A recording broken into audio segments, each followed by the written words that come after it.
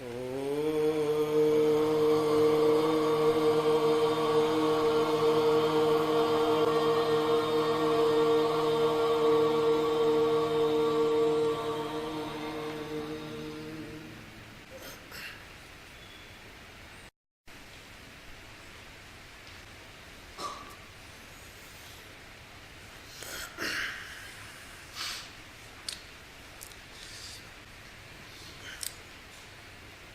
day before yesterday, I saw a small short video online on eon.co, and I have also shared it on my Facebook page.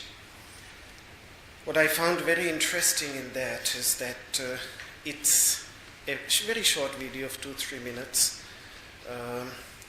on fasting from a Jain perspective, how fasting helps one to evolve spiritually from a Jain perspective, because they emphasize a lot on fasting. And towards the end of that video, the person giving the interview, he sings a prayer. And as is usual for Jainism, most of the texts of Jainism were not composed in Sanskrit, but in another language, the language of the common people, which was known as Prakrit. Sanskrit, Prakrit. Sanskrit means refined, and Prakrit means natural, the natural language of the common people. The Buddha also spoke in a form of Prakrit, which is known as Pali. These two traditions, Buddhism and Jainism, decided not to choose Sanskrit, the language of the scholars, but to speak in the language of the common people, so that their message and teaching becomes accessible to the common people. So what I found interesting in that after singing his prayer in Prakrit, at the end, because beautiful statue of Lord Mahavira is in front of him, and then at the end he bows down and says, Om Śāntiḥ, Śāntiḥ, Śāntiḥ. And this makes me ask, from where does that Om Śāntiḥ, Śāntiḥ, Śāntiḥ in Jain tradition come? Does it come because in the Upanishads is extremely ancient? Has it been taken from the Upanishads? Most likely that's the case, because for example, Om has been taken into Buddhism, Om Mani Padme Hum, from the Vedic traditions. Even Jain traditions have Om of their own, even though their meaning of Om is very different. And so I suspect that Om Shanti, Shanti, Shanti has been taken, but I'm trying to find more from my friend scholars, Jain scholars, to find out if Om Shanti, Shanti, Shanti has also some Jain origins. That would be very interesting. Then it would be interesting to see if they have also Shanti mantras, mantras for peace.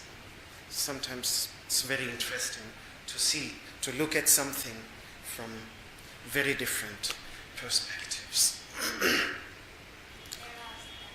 There are Shanti mantras. Uh-huh.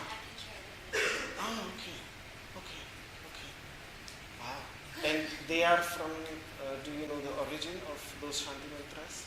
Like they are Tattvarthagama Sutra, or from which, I'd like to know from which Jaina text they are taken. Thank you. It would be very, very interesting. Yeah, because Shanti somehow, peace is, everybody is looking for peace, and the Buddha has beautiful hymns and verses dedicated in his teachings to the goddess of peace, Devim Santi Muttamam, the supreme peace. He literally, as if he speaks sometimes as if he worships her. And I never looked at, because we are studying Shanti mantras, these mantras on peace from a Vedic perspective, and these three traditions, all the three extremely ancient meditative traditions, must have explored the idea of peace from their different perspectives. So I'm glad that I said it. So I will be waiting for your contribution to that. Thank you very much. So,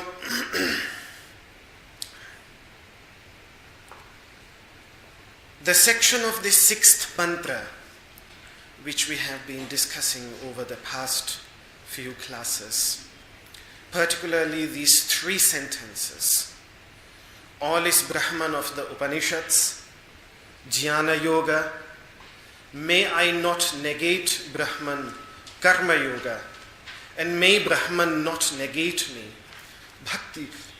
bhakti yoga, the yoga of knowledge, the yoga of selfless action, and the yoga of supreme love.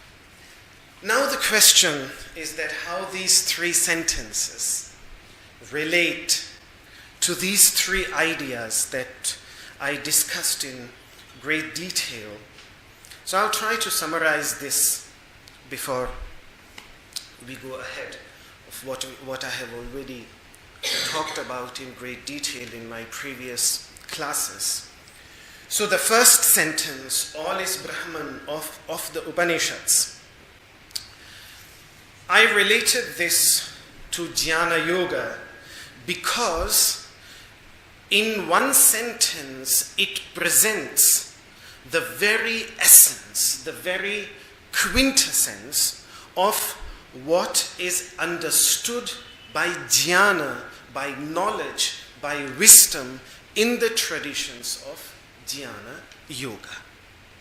So when Sri Krishna speaks of jñāna yoga, there or any other master, the idea that everything is an emanation of consciousness and everything exists in consciousness. Because that is what Brahman means, pure consciousness. Everything emanates from it.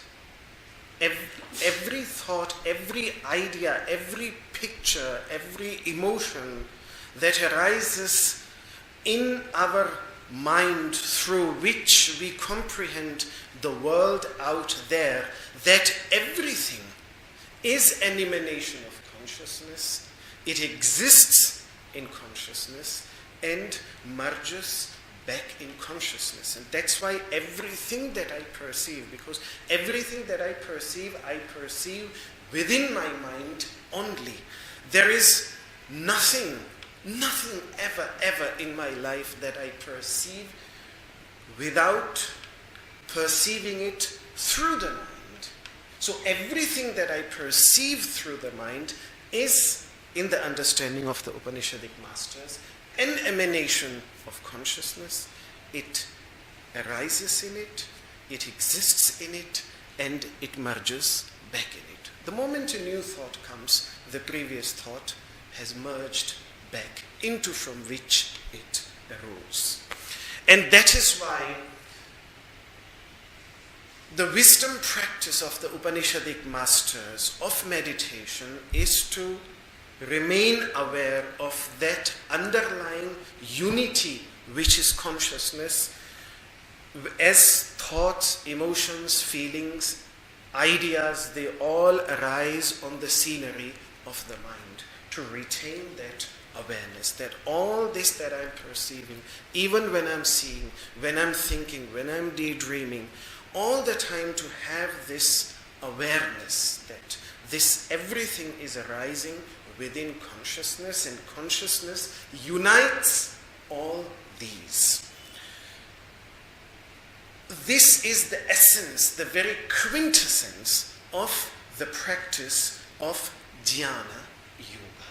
When the Upanishadic masters speak of jñāna yoga, when Sri Krishna speaks of jñāna yoga, he just uses slightly a different word for Brahman. He uses the word Vasudeva. But again in the 7th chapter, and In the Advaita Vedantic traditions, we don't create any distinction between Brahman and Vasudeva. In the same way, like the Upanishads use many names can be used.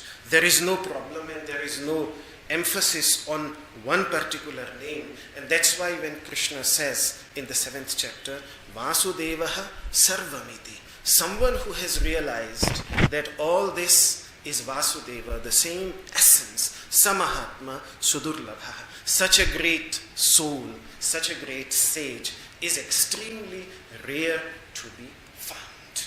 So he also, in the context of jnana yoga, speaks of the same quintessence. And that is why I said that all is Brahman. This sentence here presents the very quintessence, the very essence of jnana yoga. Now comes the second sentence. May I not negate Brahman. May I not negate, may I not deny the existence of this Brahman, this consciousness, this underlying consciousness. Now the question comes, how to deny it? How would one deny the existence of consciousness?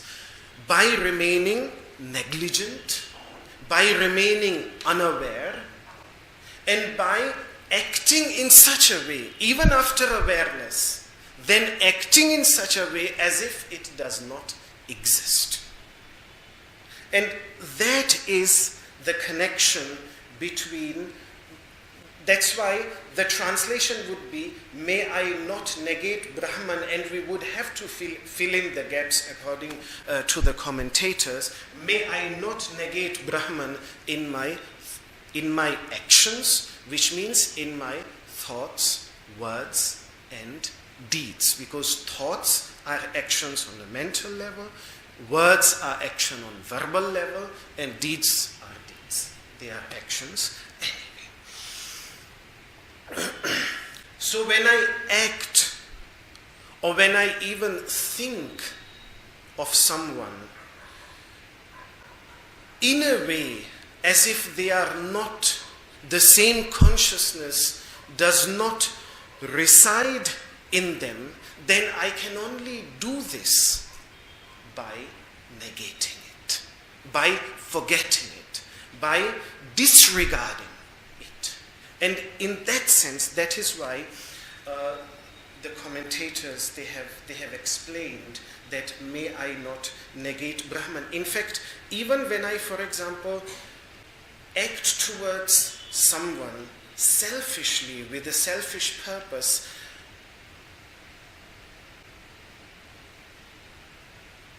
I am disregarding the essential unity on the level of consciousness between me and between that person.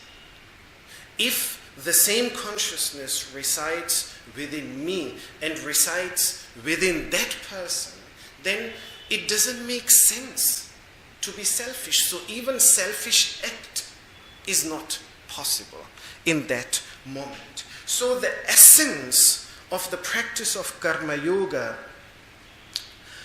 because it lies in resolving to perform noble deeds towards all beings selflessly, to act in such a way that I do not negate, I am not being negligent towards that same consciousness which resides within other human beings and within other living beings.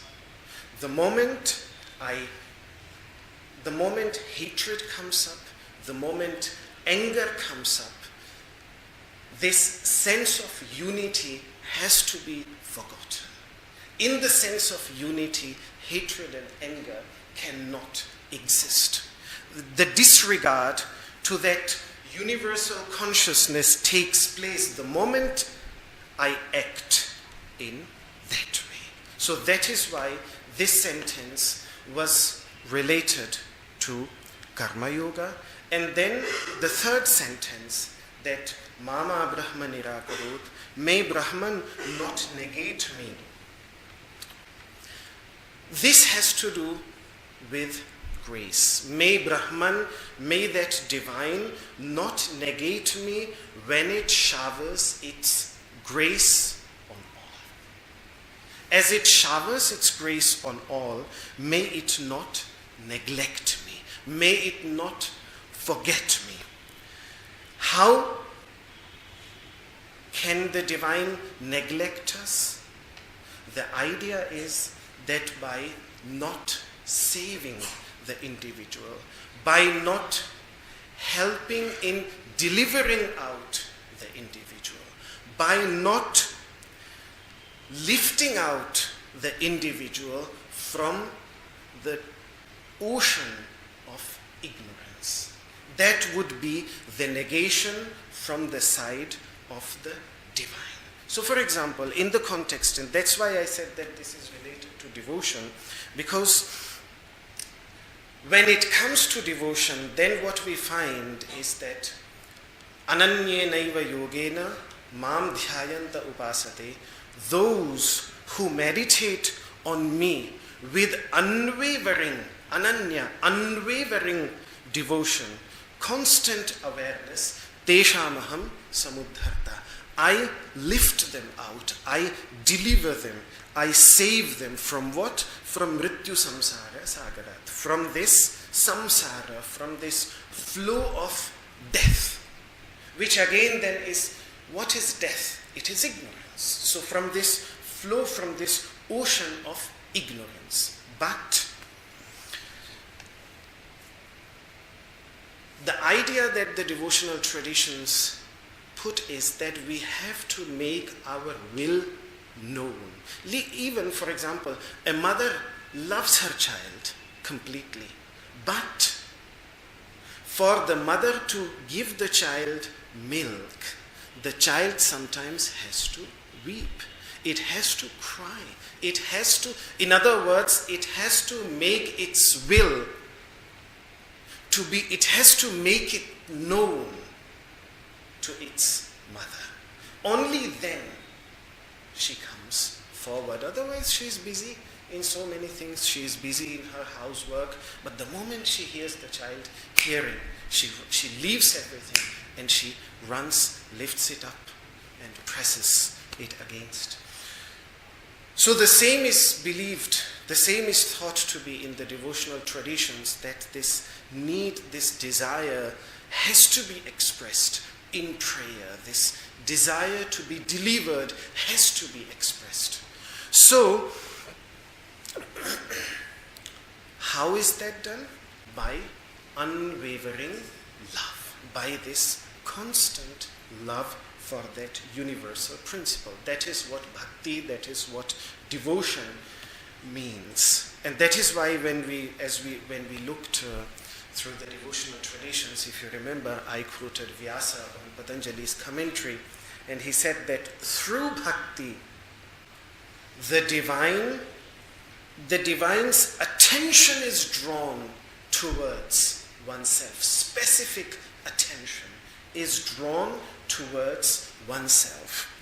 And for example, in the story of Mahabharata, there are several great devotional figures, but one of the greatest devotional figure in the Mahabharata, in the story of Mahabharata, is Draupadi. The great, she's also the fiery heroine of the story of Mahabharata. In fact, she's also culturally a very important figure. There are many ancient temples dedicated to her in South India, and there are very ancient folk and tribal traditions in South India who worship her as a goddess. And I haven't seen the book yet, but I'm going to order it. It's a very nice scientific study, The Cult of Draupadi by Alf Hilde or something like this. I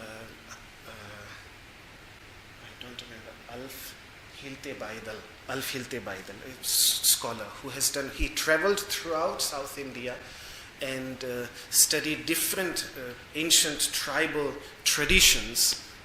In any case, there is also an English novel, a bestseller, The Palace of Illusions. Has somebody read it? Palace of Illusions, yes. I have not read it myself, but it's a nice book. It recounts the story of Mahabharata from the perspective of Draupadi. That's what I have heard about it. So from a female perspective. In any case, she is a great embodiment of devotion, and even in moments of extreme grief, she has to cry out. And it is only after her crying out, when she cries out, He Natha, O Lord, He Ramanatha, O Lord of Divine Mother Lakshmi, Vrajanatha, O Lord of Vraja, Artinashana, O the one who destroys all sufferings, Kauravarnavamagnamam, I am drowning into the ocean of these Kauravas who are trying to remove my clothes. Uddharasva Janardana, help me to raise out of it. It's a painful but a beautiful story, and then Krishna comes running and saves her from that. But she has to express her wish. She has to cry out. So that crying out in utter helplessness, all her husbands who were extremely powerful are helpless in that moment. She herself is completely helpless, but she cries out, and it is that crying out which then draws the attention of the divine and calls and helps. So these, if you look at the devotional hymns, for example, even the devotional hymns of Shankaracharya, Lakshmi Nrisimha Mama Dehi Karavalambam, which means, O Lakshmi Nrisimha, give me your hand so that you can lift me out from this ocean of ignorance. Give me your hand. So this idea of holding the hand of a savior who helps us to lift out of this ocean of ignorance, this lies at the very source of. So the reliance of a greater power, a greater might to lift us up from this ocean of ignorance. And the interesting thing is that even those traditions who, for example, are non-theistic in India, Buddhism, still a reliance on the spirit of Buddha is there. In Jainism, even if they are non-theistic traditions, a reliance on the spirit of the 24 Jaina masters is there, because what one requires, as I beautifully tried to show with the help of that documentary that I discussed, when a sperm, before it reaches the egg, it has to rely on both. It has to rely on its own tremendous effort that it makes, and then it also has to rely on at different moments when the mother's body,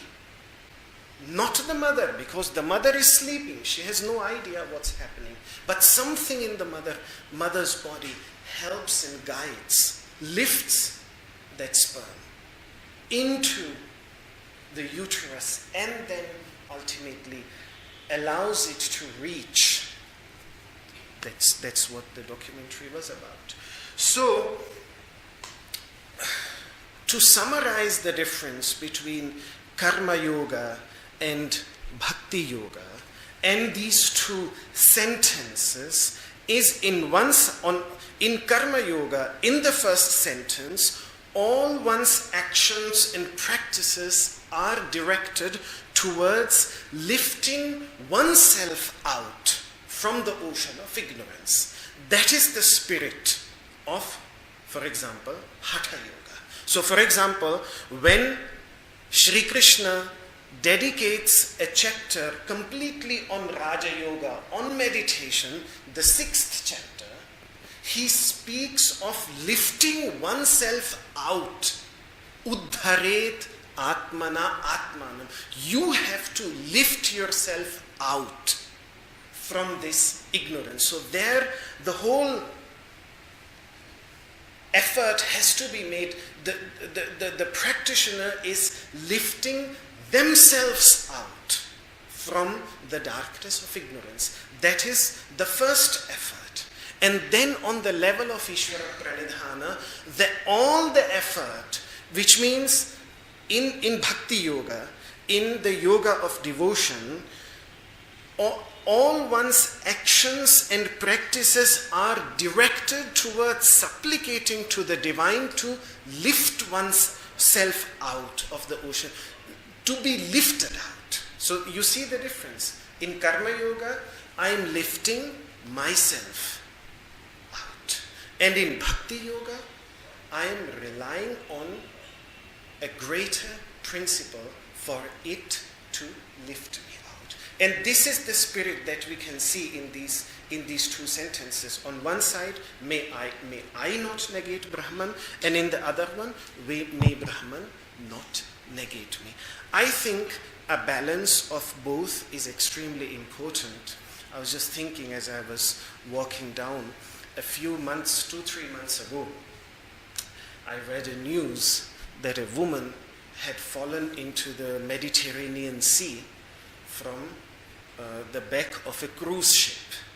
She was on a cruise ship, and she somehow fell into the ocean, somewhere in between.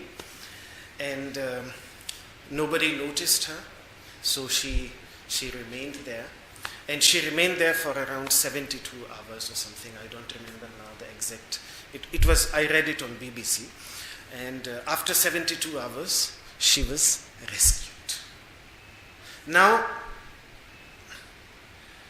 obviously she knew how to swim, and so she did something. She made tremendous effort to at least to keep herself adrift. And then she waited for someone to help her out. So see, both things are important. If she would have not at all known how to swim, or if she would have made no effort to swim, she would not have made it. Even if somebody comes after 1 hour, she would have been drowned within 1 hour. It takes a few minutes, it takes a few seconds for someone to drown. So she had to make effort herself, but since the ocean was so big, so it was not enough. Her effort was not enough. So then she also needed help. So both things, she made an effort and she got help. Both worked together and she was delivered. Somehow the spirit of Karma Yoga and Bhakti Yoga and the union of both is to make one's greatest effort. The fact that she remained adrift for 71 hours, or maybe less than that, maybe just 46 or something, but even if it was 46, still she made tremendous effort. So she made an effort, and then she got delivered. She received help. So the idea of Karma Yoga is to first make tremendous effort oneself, and then the idea of Bhakti Yoga is to make an effort. Again, Bhakti Yoga doesn't mean not to make any effort, but to make an effort to be saved. To be saved by this power, this greater energy, greater might, which runs everything, which brought me into existence, which makes my sustenance possible. To rely on that as well, to be lifted out. So, may Brahman not negate me. In the first, may I not negate Brahman, the effort is directed towards lifting oneself out, to make an effort oneself. And in the second sentence, he's supplicating for the divine, for that greater power to make an effort to lift him out. Because that is what negation. Don't negate me, don't push me aside, don't neglect me, don't overlook me. So in that sense, this relates to bhakti yoga. May there be no negation. The next sentence, anirākaraṇam astu. It just continues. May there be no negation, which means no negation from both sides. Again, see, he's uniting now, beautifully uniting. May there be neither any negation from my side, negligence from my side, nor may there be any negligence from the side of the universe. I am making my greatest effort, but I also require help from the circumstances, from the world, from that sarva brahman, that consciousness which is everything. I need help from that everything, from that everyone. I need that help too. So may there be no negation from both sides. Ultimately, may there be no negation of me, or no negation for me. No negation of me. May I be not neglected, because ultimately I am the one who needs to be noticed by the divine. So with this section then concludes.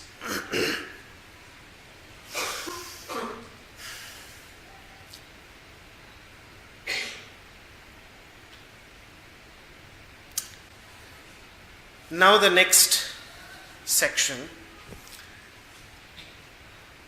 tad ātmani nirate ya upanishatsu dharmās te mayi santu, te mayi santu. This is the next section. May the noble virtues, and these virtues, let us just read the translation. May the noble virtues, dharmas, dharma, virtues, noble virtues is just a translation of the word dharma, which is there. And the reason I've kept the Sanskrit word is because no English word can properly translate the word dharma.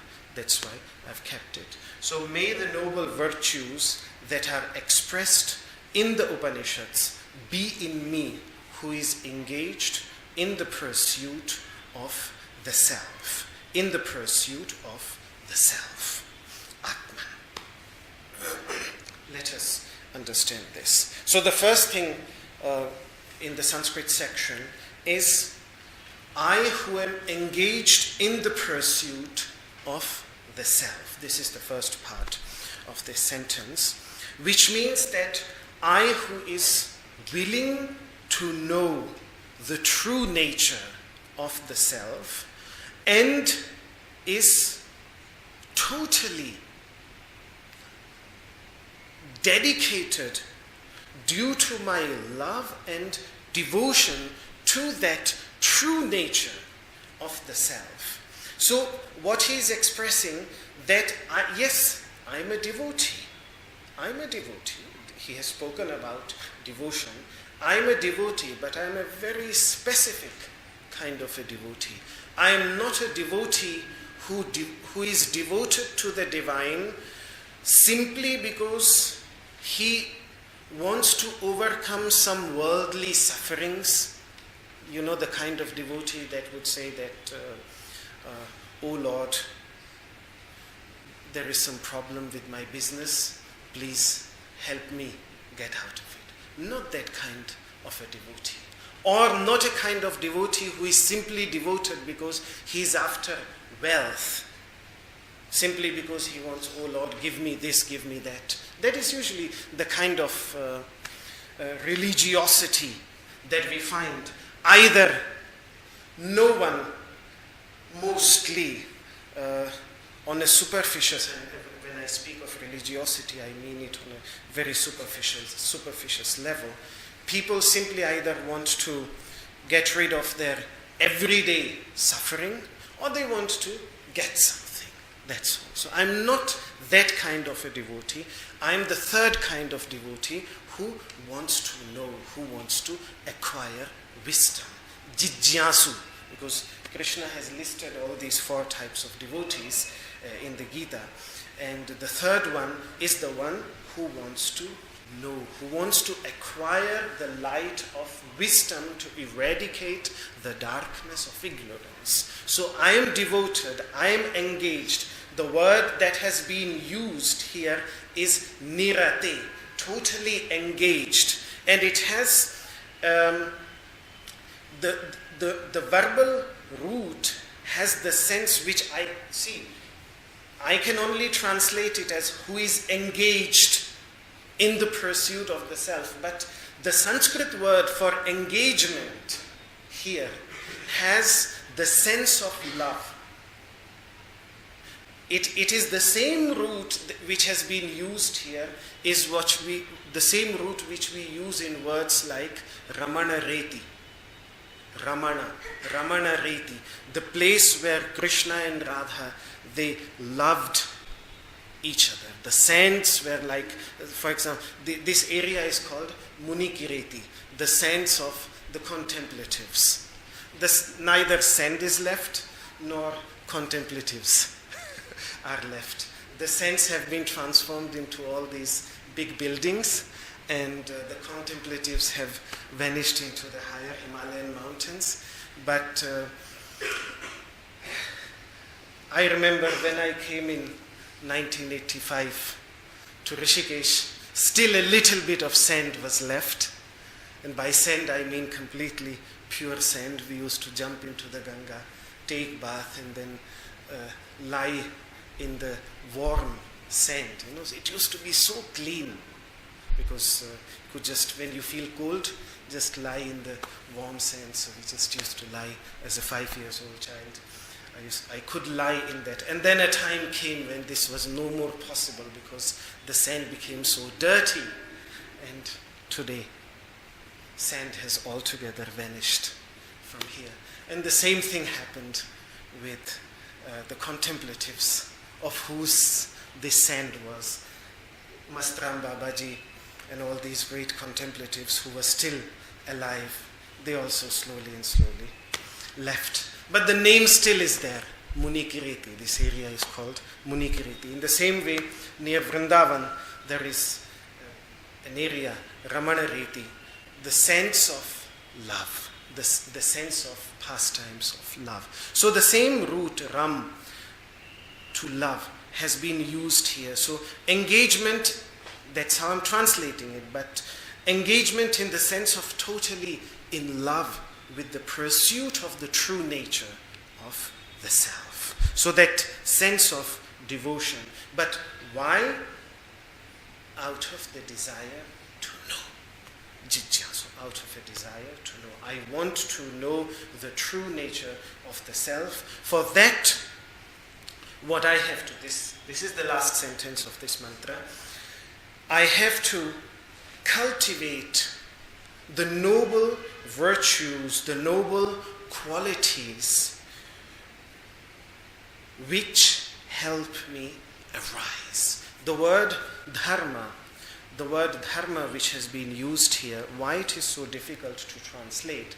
Because it refers to any virtue, any quality that helps an individual, first of all, to arise and then reach the best in life. That is a very simple definition of the word dharma. Anything that can help an individual to rise and reach the best. That is what because dharma means to hold. Principles, virtues that hold us up and stop us from falling down. And when it comes to the definition, to the list of those virtues, then always ahimsa, non-violence, love is always expressed in the very beginning. So all these virtues, may they be in me. So this is a prayer again, that may these noble virtues, such as if you saw the leap of faith on that day, on Guruji's celebration 100th birthday, when we saw leap of faith, sadly there were no undertitles when this beautiful section from the Bhagavad Gita was being recited in Sanskrit, but there was no translation, so obviously anyone not knowing Sanskrit would not notice it. But towards the end, in Leap of Faith, the whole section of the 16th chapter of the Bhagavad Gita, which lists all these noble virtues that help a person to rise above, all these were recited in the Leap of Faith. The complete 3-4 verses were recited. Abhayam, fearlessness, sattva samshuddhi, which means purity of intention, purity of mind. Jnāna, yoga, vyavasthitihi, total engagement in the pursuit of knowledge and in the practice of yoga. Abhayam, fearlessness, which I said, neither fearing anyone nor causing fear to anyone. Dhanam, charity. Dhamma, control over one's body and mind. Svadhyaya, self-study. Arjava, straightforwardness. Ahimsa, non-violence, etc., etc. Anybody can look up the 16th chapter of the Bhagavad Gita in the very beginning. The radiant, which are listed as the radiant qualities, have been listed. And after that, the dark qualities are listed. And these radiant and dark qualities are to be found within human beings itself. The question is just which ones are strengthened and which ones are allowed to weaken. The whole practice of yoga is about strengthening those radiant qualities and weakening the dark ones. The yamas and niyamas are part of the same. When the word dharma is used, then the yamas and niyamas of yoga come to the mind. And since we are studying the Upanishads themselves, the Upanishads, they list 3 radiant qualities as the most important one, and all the 3 start with D, at least in Sanskrit, and that's why it is easy to remember them in Sanskrit. The first one is Dhamma, which means self-control, control over oneself, not just to react impulsively like an animal without thinking properly, but the capacity to think, first of all, analyze how my behavior will affect others, and then act accordingly. So that is self-control, first thing. The second thing, dana, which means charity, sharing what belongs to me, what is, if I have accumulated a lot of results as part of my hard work, and it is far more than what I require, then share it with others. So that is charity, dana, and the last one, daya, compassion. Compassion towards anyone in suffering. So self-control, charity, and compassion. These 3 are seen as the dharmas. And in fact, the Upanishadic masters say everyone should learn these 3. Everyone should be taught. And it is easy to speak about self-control. It is easy to part from one's belongings. And it is easy to speak about compassion. But actually, to cultivate them in one's life, a person requires tremendous strength. And that tremendous strength is derived from the practice of yoga. So yoga should be seen in this context. So when the Upanishadic master is asking that, may these noble virtues be in me, as I am engaged in the pursuit of understanding the true nature of the self, so by the noble virtues, these three virtues which have been clearly expressed in the Upanishads, the 10 yamas and niyamas, which are again, they have just been taken out from the Upanishads itself by Patanjali. You can find all these 10 yamas and niyamas expressed in the Upanishads. And Gita itself, when it provides a list of the radiant qualities in the 16th chapter, because the Bhagavad Gita is nothing but the quintessence of the Upanishads. Why do we recite the Bhagavad Gita? Why is Bhagavad Gita so important in the spiritual traditions of India? Because the Bhagavad Gita is seen as the milk of the cows of the Upanishads. Sarvaṁ Upanishado Gavaha. All the Upanishads are like the cows, and the Gita is like the milk. And Shri Krishna is a cow herd because he takes care not only of the cows of Vrindavan, but he takes care of the cows that are the Upanishads, the Upanishadic wisdom, and he presents the quintessence of the Upanishadic teachings in the form of the Bhagavad Gita. So when he lists those radiant qualities, he's just once again presenting the very essence of the Upanishadic teaching. So may all these radiant qualities be in me. May they be in me.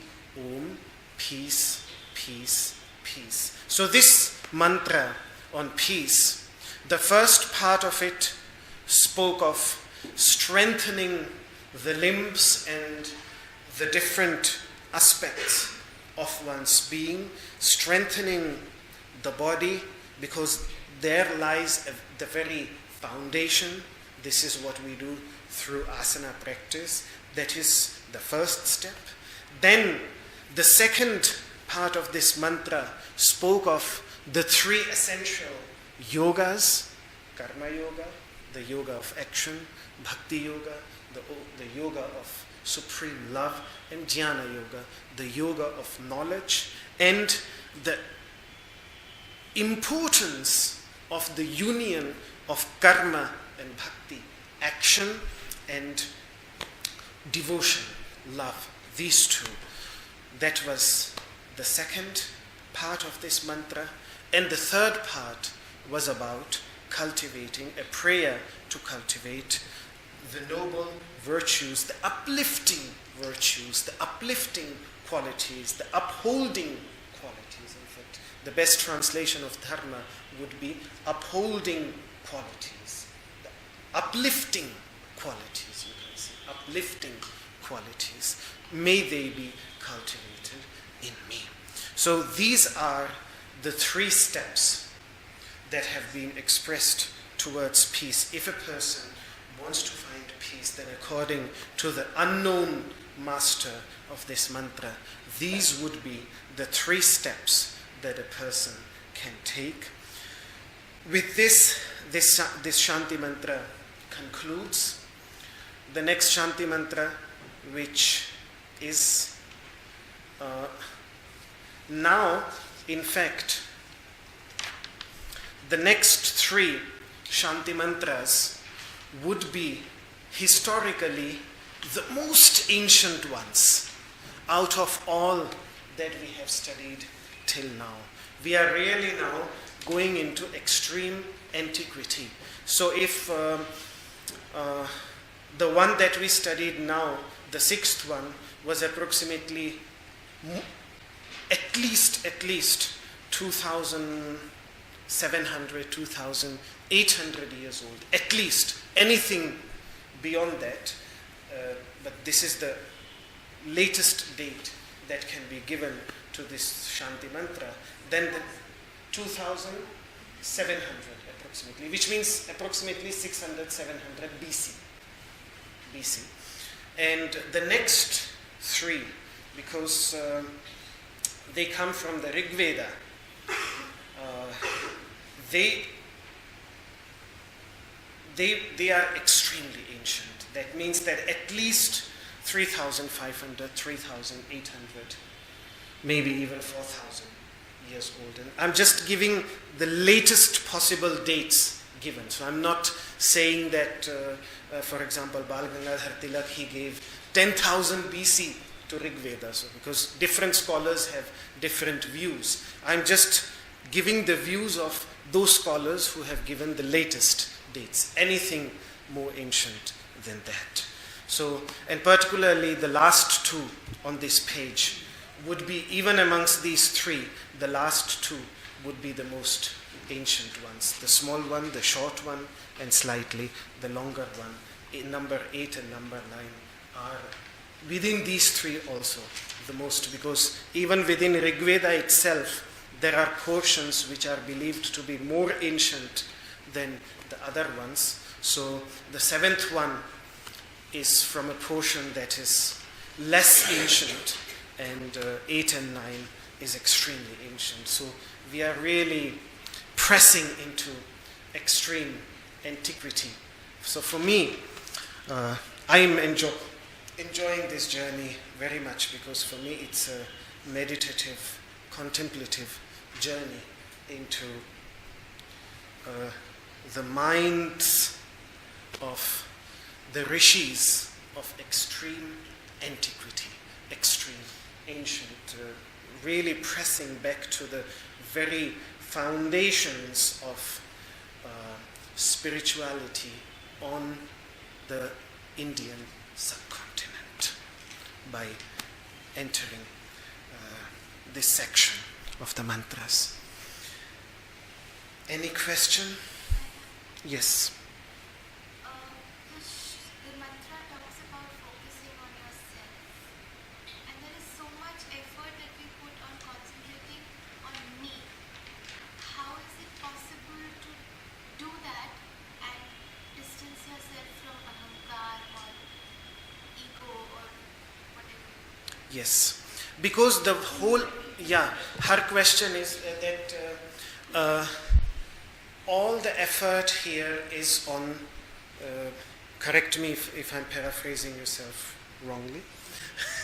So in these mantras, all the effort is directed towards me, and how is it different from ego? How do we save ourselves from becoming egoistic? Yes, how do we save ourselves from becoming egoistic? Because we are focusing on ourselves. we are completely focusing. Yes.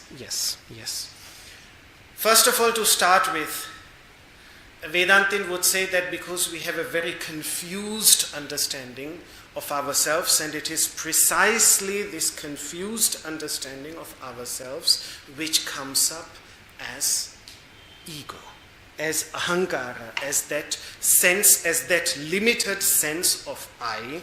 The whole idea of focusing on oneself is first to properly understand what this I is. Who am I? And to dig deeper into the apparent confused understanding that I have of myself.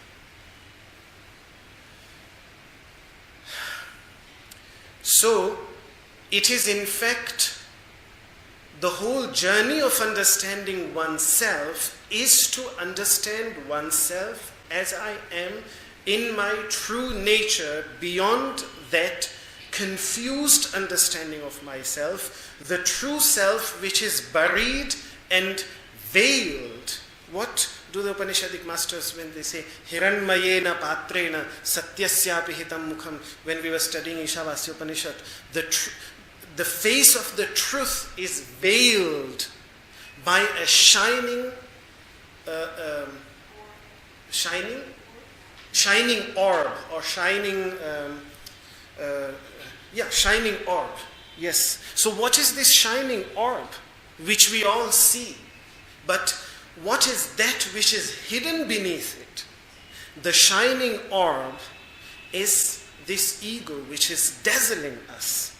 And the truth is that which underlies that. And that is why sages like Ramana Maharshi, in modern times, and the next mantra, look at the name of Aitareya. I will be speaking about the rishi of that mantra, whose name is Aitareya. His spiritual journey, a very interesting figure, because he comes from the lowest level of the society. I will talk about him like Trishanku. He also, Athakohamiti, but then who is this? Who am I?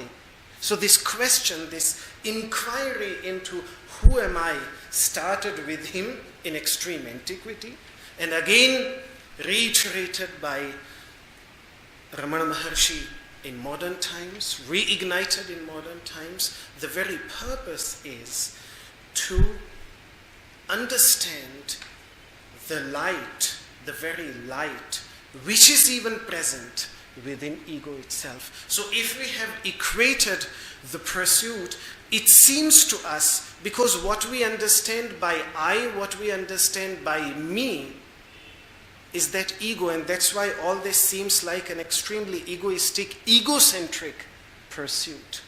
But it is a journey through that ego, at the very source, at the very foundation of that ego. That ego which, in Patanjali's understanding, is the very first child of ignorance, from which then selfish attachment, hatred, fear, anger, all of these arise. So to go through that and to reach its very source, its very foundation, that is why they are speaking. So they are not speaking of ahankara, they are not, the I of the Upanishads is not that limited ego. The I of the Upanishads is what they refer to as ātmani, the true nature of the self. That is where this pursuit is leading towards.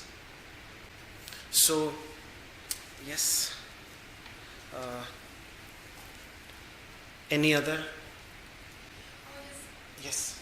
You said three dharmas. Three dharmas. Self-control, compassion, Self-control, charity, and compassion.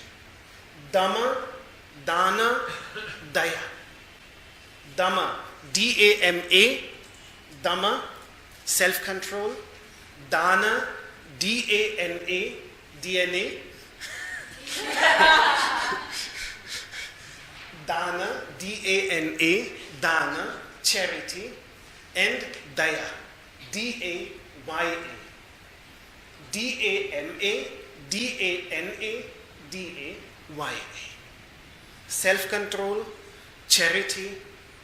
The Upanishads give a very beautiful story. I've said this, spoken of this story a few times, that they say that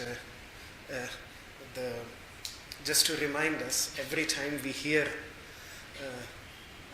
the thunder, yes, the thunder, da, da, da. So the master says that the thunder as if reminds us of these three letters by simple way of the Upanishad masters, of every time. So at least that's what happens to me, that every time I hear the thunder, I say, yes. It is reminding me of self-control, compassion, and charity. And it is, the whole context is very deep, because when you pursue noble deeds for a selfish purpose, and you become extremely rich, and you lead a God-like life, you lead a life like gods, those extremely rich people who have everything to enjoy, what do they lack in their lives? They lack Dhamma, self-control. So gods lack self-control. Human beings in between, they lack charity. And they perform charity. All rich people, most of the rich people, they perform tremendous charity because they have a lot of money, so they can also perform a lot of charity. but they also enjoy a lot. And in that they harm themselves. So what they need is more self-control. Even if they have compassion, even if they have charity, they need self-control. So that is for them. And human beings in between who are struggling even to fill their means, they become sometimes very selfish. So they require charity. And the third, the demonic aspect of the society. These are the three aspects of the society: the radiant aspect, the middle aspect, and the demonic aspect. The demonic aspect, they lack compassion. And of course, these three aspects are in ourselves also. When we enjoy like the gods in heaven, living in heaven, then we are being like them. And otherwise, when we become, what's the word, stingy or yes, stingy, then we are being human. And if we become cruel, then we are becoming demonic. So these three natures are within us, and so these three teachings are directed towards these three aspects of our beings. So that is how the story of the Upanishad develops the idea.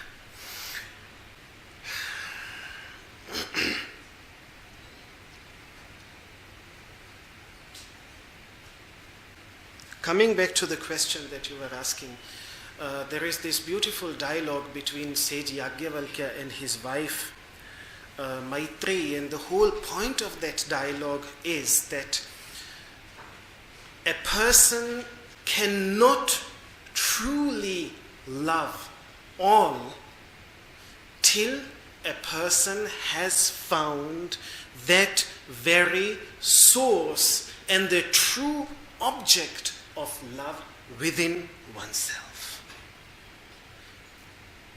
Now, this has to be explained, and there is a detailed discussion around this. Again, this would sound very selfish if we don't properly understand it. But the masters say that someone who does not and doesn't know how to love himself properly and has not found self-love within himself, if such a person is trying to love anyone else, it is like two paupers gifting a kingdom to each other while both of them don't have it. Two paupers sitting and saying, my friend, my whole kingdom is yours. But he has no kingdom to give. He is the poorest of the poor. He has nothing. He has nothing to give. And yet he wants to give the whole kingdom to a beautiful emotion, but meaningless. That is the kind of love that is without finding that true love within oneself. So this beautiful discussion that is there between Maitreyi, the beloved wife of sage Yajnavalkya, one of the greatest sages of the Upanishads, and his wife, she was also a great philosopher, a great scholar, one of those great women of the Upanishadic times who have given these teachings and who have, so she's not a kind of wife who just accept everything from her husband and say, okay, whatever you say. No, she wants to understand, so she challenges her husband and refutes what he is offering to her. And from there comes this beautiful dialogue of love.